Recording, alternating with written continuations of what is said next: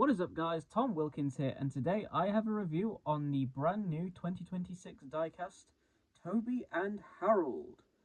Now, these two diecasts in particular have caused a lot of stir up in the Thomas fandom recently because of, well, I think you can see, especially in Harold's case, just how different he looks compared to his old designs, and in Toby's case, because of how, I can't lie, disappointing he is.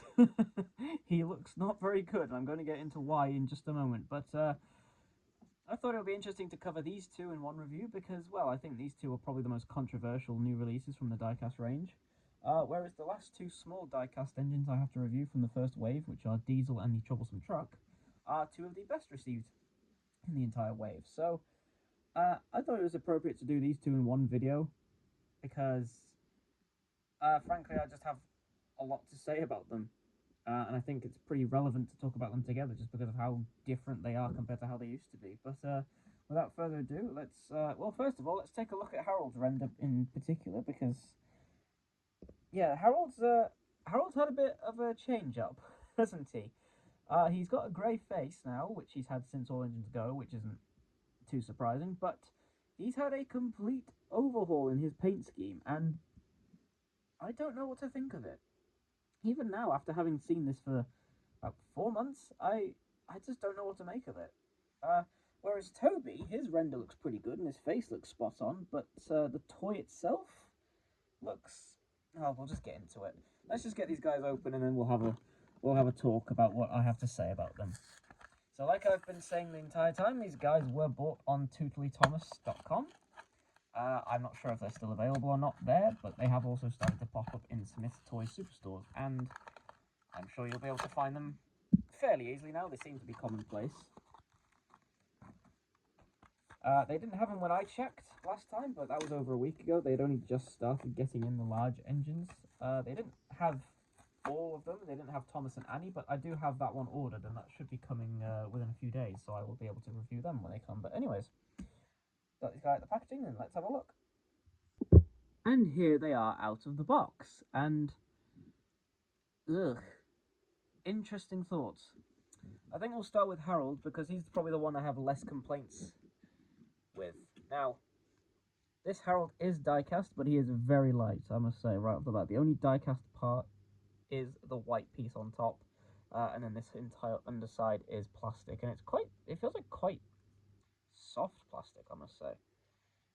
Nice finish though, nice matte finish, not glossy, so it does feel nice to hold. But yeah, this is a very interesting design for Harold. Now, Harold has been in the diecast range the exact same mold until All Engines Go, from Take Along in 2002 all the way up until his Push Along model was redesigned in 2022, I want to say. And then it was reintroduced just this year for the final wave of the original Push Along line, and it was the same mold again. It was, pretty amazing how Harold's design never changed in diecast until now. It's completely radically changed, and yeah, it's interesting. So his actual design, his body design, it's like a modern helicopter that's designed to look like the old helicopter that Harold was based on. I don't know which one it is specifically, but for the most part, if the face was different and the colors were the same, then it would make for a pretty good Harold toy from the original show. He's got his spinning propeller blades, as you can see there. He doesn't have any coloring on them though, which is interesting. But his render doesn't show him, he used to have red tips at the end of his blades, and this picture doesn't show that, so I think this is actually accurate, which is good. His front one spins, and then his rear one spins as well. Not quite as easily, but that's pretty common with helicopter toys, I've found. His face is... Ugh, I don't like that face that much. It's not a bad face, I just don't look at that and see Harold. Harold is like a well-spoken, top-of-the-line, no-nonsense kind of voice, and I don't see that coming out of this face. But, of course, we haven't heard anything from the new show. Maybe it will sound appropriate, I don't know.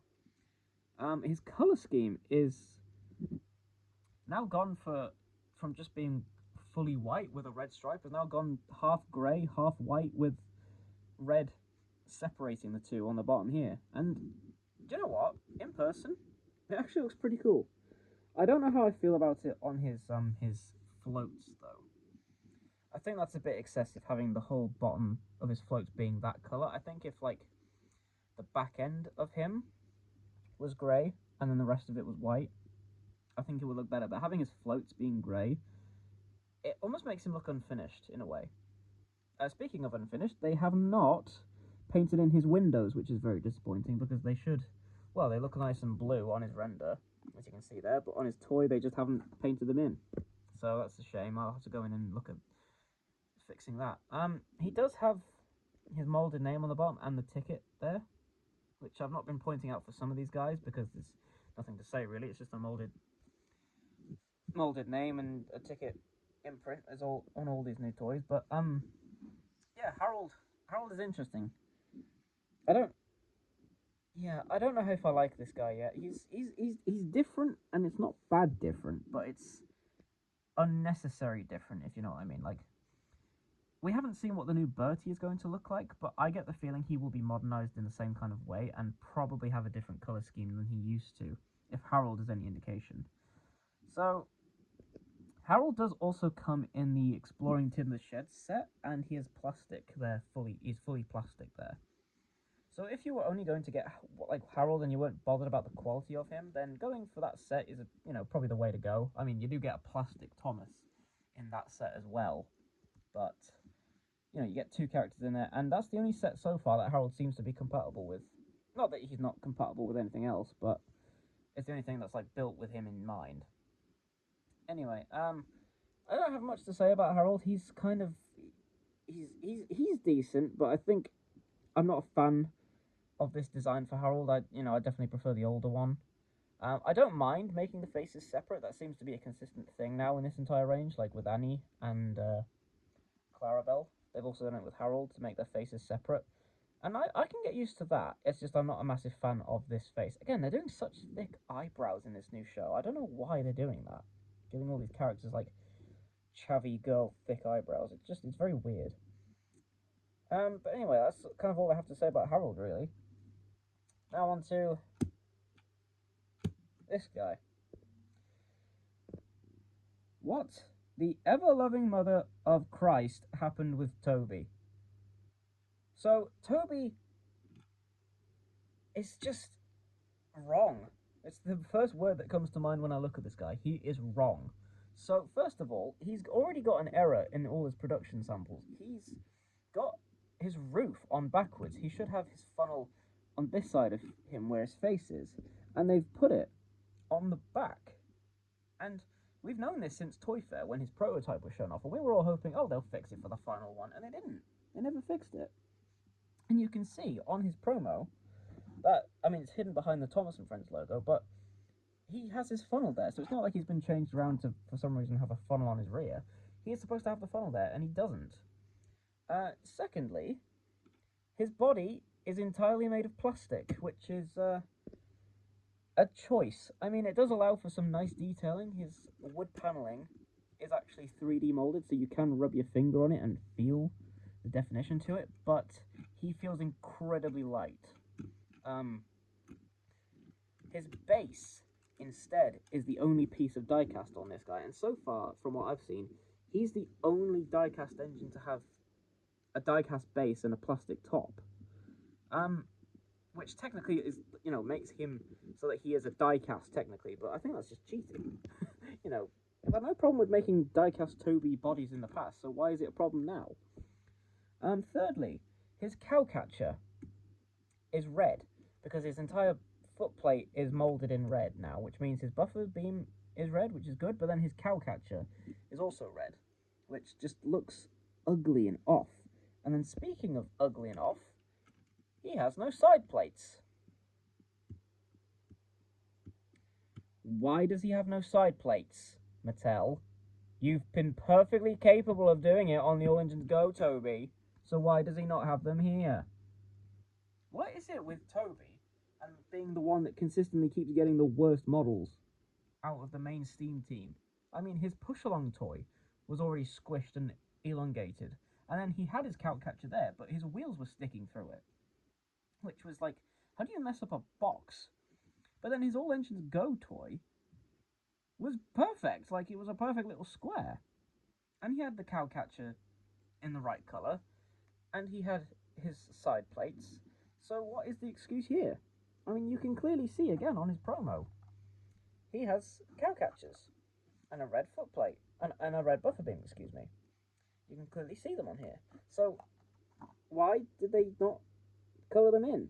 Why did they not give him side plates? I mean, they gave him grey wheels, which isn't good enough in my opinion. You know, he's not supposed to have exposed wheels, and he just looks cheap. I mean, this guy just feels cheap, and he looks cheap, and it's a shame because I'm happy. The whole top half of Toby, right? If his funnel and if his cab was on the right way around, the top half of Toby would be perfect. I mean, his face, Toby's new face, is perfect. Like, this is one of the best redesigns they've done.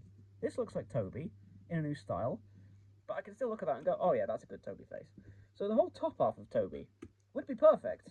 I mean, if it was diecast, it would be absolutely perfect, but that's besides the point. And then the bottom half is just garbage. Absolute garbage. You know, making the diecast, the only diecast piece of him being the chassis is just inexcusable. Like, this is called the metal range. You know, it's got metal in the name on the box, so why are you not making the metal? You know. So, overall, in person, I'm not impressed with Toby, I'm afraid to say. I think with some touch-ups, he will look good. I will make this guy look good. But I shouldn't have to do so many things to make him look good. Because his CGI render in this new show seems to be pretty good. And his toy just doesn't represent that. It's a shame because, like I said, Harold is different. And Harold also feels quite light and fairly cheap. But for what he is, I think Harold's fine. You know, Harold has been updated in ways that maybe don't need to be updated, but they don't hinder the model. Whereas Toby is just, it feels like they had no budget when they designed him. And I don't understand why it's so difficult to just make Toby look accurate, because when they get this designs right in this range, they really get them right. Like, some of the characters look fantastic. But Toby, who should be the easiest one to get right, just doesn't look right. You know, there's no excuse for the roof to be on backwards. There's no excuse for him to not have side plates. There's no excuse for his cow catch to be red. It's ugly. And I don't like it. So, I would only recommend buying Toby if either you're a hardcore collector like I am, and you get everything anyway, or you find him at a discount, because even though these guys are cheap, and thank God for that, because, you know, I wouldn't pay like more than £8 for this guy. You know, don't buy him unless you find him like in a 2-for-1 deal or something, because unless they significantly update this guy in future and fix a bunch of problems, which they have the potential to do, you know, they could fix a lot of problems I have with this Toby. I don't recommend him, unfortunately, and that's a shame because he's coming out in a 2-pack with Henrietta soon, and Henrietta looks like she's going to be pretty good. So either wait for that pack, or just wait for a discount, because you shouldn't be paying full price for a diecast, an engine that's advertised as diecast, that turns out to be plastic, and isn't even, in my opinion, this guy's unfinished, personally. So yeah, I'm surprisingly negative about this guy, I must have to say. I wasn't expecting to get this upset, but I just think in a range that is getting like 80% of things right, the other 20% that is wrong is so wrong. So yeah, if you had to pick either of these two from this selection, get Harold, because he's, you know, everyone likes Harold. If you have a diecast Toby from All Engines Go, honestly, just keep that, because that's better than this. That might be the one All Engines Go model I will say get over any other engine in this new range, because this Toby just is not it, I'm afraid to say. So yeah, I'm sorry to be so negative, but that's just my opinion. I don't think Toby looks very good at all. Anyway, that's all I have to say really, so thank you very much for watching, and hopefully the next review will be a bit more positive. Thank you very much for watching, and bye.